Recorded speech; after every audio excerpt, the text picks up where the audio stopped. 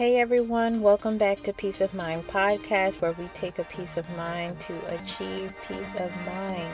I'm your host, Samira Monet, and today we're going to be talking about faith and the true working of your salvation. This will be an interesting and maybe even a little bit controversial.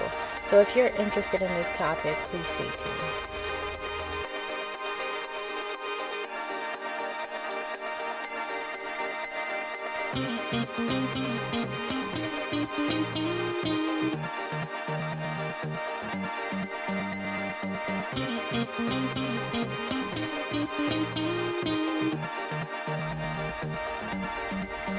In my personal life, I've been through some tough things.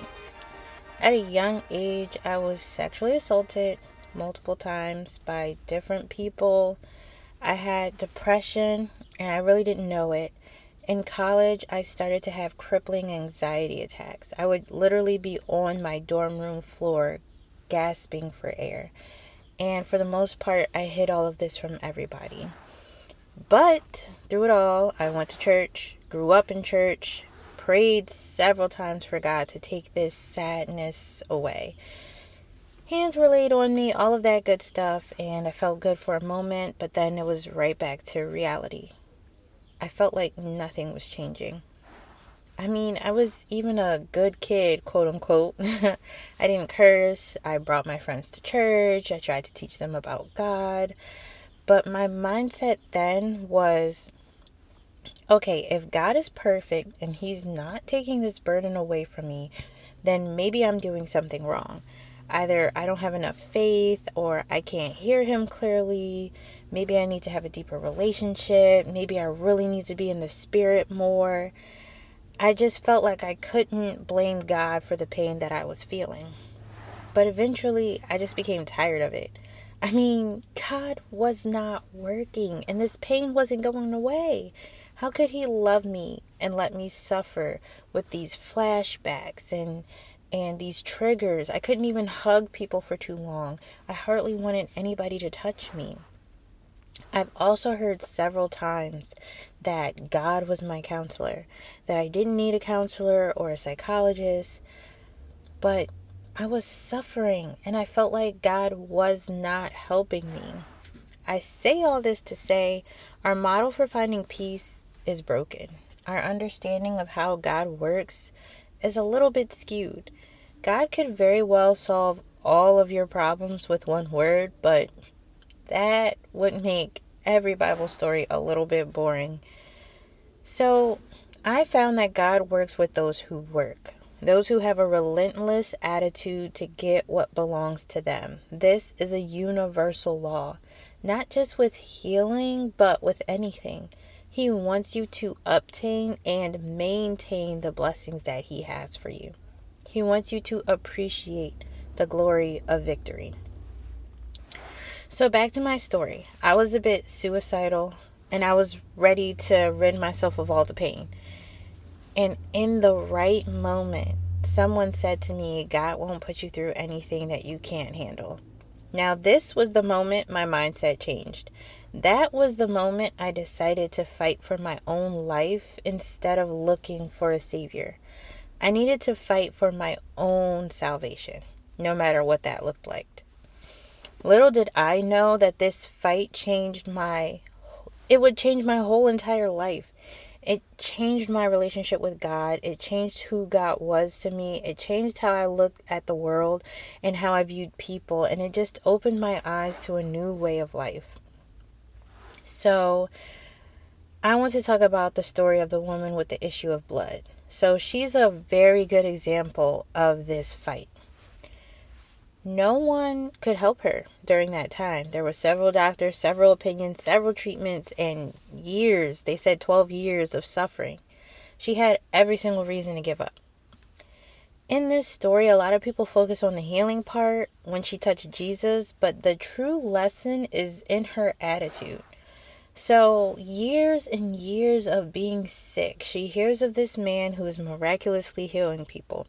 For her to even think that he could help her could have been a shot in the dark. But she was on her last leg and desperate to be made whole. No one was going to bring Jesus to her. She had to make the decision to break all of the cultural customs by going out in public and then be around the general population. Like, if she was found, she probably would have been punished in some sort of way. I mean, she was considered unclean, and the law said that she had to be isolated. Here's the thing, okay? This is the law God put in place, right? Like, he's the one who told Moses to set things up this way. He said those who are sick need to be isolated and they are not to be with the general public. Everything that person touches is also unclean. These were strict rules. She could have said and prayed, God, I'm following your rules by staying in this house and not soiling the general population. Please heal me so that I can go back to a normal life. I'm guessing she probably prayed that prayer. I know I would have, but that's not what healed her. Her following the law did not heal her. It was her faith. Jesus knew she was sick. He could have gone straight to her place and healed her. In fact, most of the stories, people went against customs to get healed. So now that you understand the gravity of her situation and how desperate she was to be healed, you realize she had to cut her losses and go find Jesus, this man who was healing people. This was her faith. Her actions said, I'm going to be healed no matter what it takes. She went out into the public, pushed through the crowd of people surrounding Jesus, and just touched the hem of his garment. Now, get this. Other people who needed healing, Jesus either touched directly in some way or spoke to specifically. This woman believed she would be healed just by touching his clothes. She wasn't even going to ask him to heal her. She just needed to touch him. I mean, the mindset of this woman is truly remarkable to me. She wasn't even planning on speaking to Jesus. She didn't even know if that's how his healing power would work. But her determination and faith manifested her healing through that method. Her healing was manifested in this specific way through her faith and determination. Okay, so who knows how long it took her to get to Jesus, but she finally sees him and decides to reach out and touch him. Now, this part is a little funny to me because Jesus said, who touched me? You know how many people could have been like, oh, Jesus, I touched you. It was me. And even the disciples around him was like, hey, we're in a whole crowd. So, like, everybody's touching everybody right now. But the question really was, who touched me with purpose? Who touched me with intention? She knew it was her. The crazy thing is, Jesus didn't say, okay, now that I healed you, go out and live. Now that God solved all your problems, go and do what you need to do. No. He said, your faith has made you whole. Her faith, okay? He didn't say God. He didn't say her following the law. He didn't say her reading the scriptures, her confessions, her prayers. No, her own faith has healed her. Essentially, she saved herself. Now, listen. I am not saying that God had nothing to do with it. Of course he did. I'm not saying that she could have touched anyone's garment. I'm simply saying that her faith, her determination, her willingness to fight for her own healing is the vehicle that got her to her destination. I'm saying all this to say, don't get caught up in the traditional ways. Don't get stuck waiting for Jesus to come to you. He is willing to work with those who seek him. When I say seek him, I don't mean up your prayer time. I realized God is everywhere and he is in everything. I used to be so scared that I would get lost or that I would be led astray. He can't lose me and I can't lose him. Whether I believe it or not, the laws he placed in motion will always prevail. I am not doomed to one method or one way of thinking. My salvation may not be worked out the same as you. How I uncover my purpose won't look the same as you. There is no formula. This person may get a breakthrough in prayer, while someone else may get it in a classroom, someone else may get it from a book, and this person may get it from traveling the world. People make faith so complicated that we don't even know what it is anymore. First thing is, faith is a verb. It's not a noun. Faith is the decision you make, the unwavering decision to obtain what you believe is yours, no matter what. I made a decision that I would no longer be depressed or anxious. I made the decision that I wasn't going to just cope with it, that it was going to be gone. I didn't care what everyone said. I didn't care that counselors told me there would be good days and bad days. I didn't care that everyone on Twitter said it was normal and that it was okay to be this way. I didn't want to normalize my pain. I wanted it gone by any means necessary.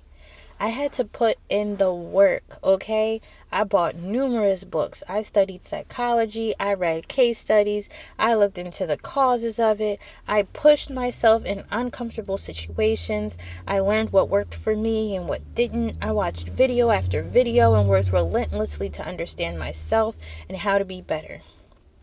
But when I made this decision, the right materials came to me, the things I needed to know, the right professors pouring into my life, the books I needed to read that would speak to me, the videos I needed to watch that would point me in the right direction. All of the information I needed was suddenly available and clear. I truly believe it's because I made a decision and was open to any method.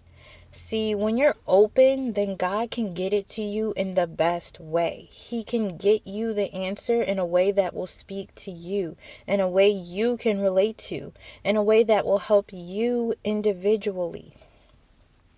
See, I was expecting God to work in a certain way. I thought I knew how He worked. I was looking for an answer in a limited space. A great example of this kind of concept are parents who think they know their kids. I worked in daycare, and sometimes a kid would do something and the parent would be so shocked. They'd be like, "Oh, my kid would never do that," or "Oh no, it's not in their character." But it didn't matter what I said, they would not believe me. Some people treat God the same way. Some people are like, "Oh, God would never say that. He'd never heal me that way. He'd never tell me to do that. Oh no, that must be the devil." See, you think you know all of God and put Him in a box of your tiny perspective. He is grand and bigger than you'll ever know. Just because you didn't follow the tradition or the law, this does not mean that God is not with you or speaking to you. He is everywhere and willing to work with those who have faith. I'm challenging you to open your mind about God. Don't just take someone's view of God without knowing it for yourself. Don't limit Him to one method.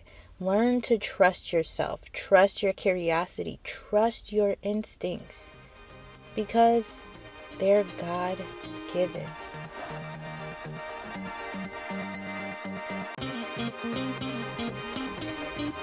Thank you so much for listening to today's episode. I hope this has helped you see things in a better light. If you enjoyed this, please like, share with a friend, and give me a piece of your mind in the comments below. Again, I'm your host, Samira Monet, giving you a peace of mind to achieve peace of mind.